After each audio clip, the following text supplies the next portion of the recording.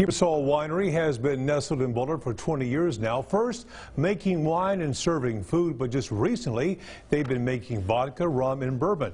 Now, when I asked them why they did that, they said these spirits moved them. Here's tonight's special report. When you take the tour at Kiepersol, you'll learn how they make their wine. But now, part of the tour is spirits. They started with vodka and later with bourbon and rum. But when it comes to the harder stuff, they hang their hat on vodka because it's easy to make, and once it's made, it is ready to go. Plus, vodka is unbelievably versatile. You can use it for martinis or just mix it with anything. Even if you're not a drinker, you know that a whole lot of vodka, especially from Europe, is made with potatoes. There's a real fancy schmancy brand that uses wheat. But here in East Texas, Kiepersol makes their vodka out of grapes. How do they do that? The Polish and Russians use potatoes because there's an abundance of that. The same reason the French made vodka out of wheat. At Kiepersol, what do they have coming out of their ears? You got it, more than 60 acres of them.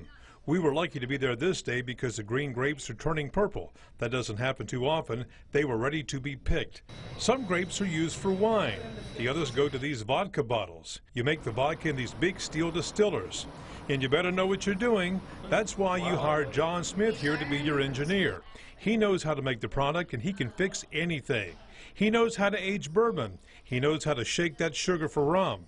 But the beauty of vodka is when that white dog, as they call it, comes out of that distiller, it's good to go. They even had to kick it down a notch from 90 proof to market it. You've seen what they make it with.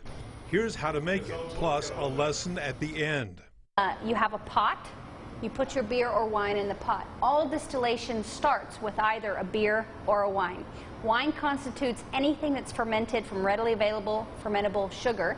Beer constitutes anything that's where you convert a carbohydrate to a sugar. So wheat, grain, corn versus fruits, honey, and sugarcane. Those would all be wine. And then you take the wine, put it in the pot, and you begin to cook it. The steam that rises at 173 degrees, that's where the ethanol or the alcohol that you fermented in the wine will begin to evaporate and separate from the rest of the liquid in the pot. So as that steam rises, the trick is to capture it, to allow it to condense and trickle out. So the steam rises, goes up into the column, and that's why they call it spirits, because it's like the spirits rising. If you make booze, you are regulated tightly by the local law, state law, and the feds.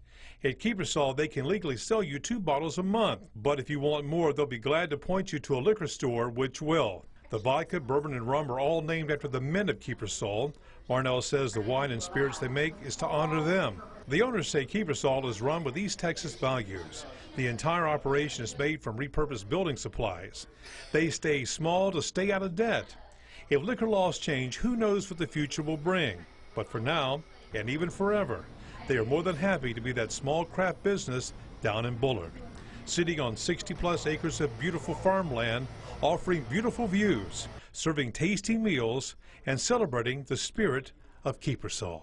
All right, now you really need to take the tour and see everything, new construction going on. Pierre DeVette, the founder, was my friend. This was his dream, and you can see his dream came true. Wow.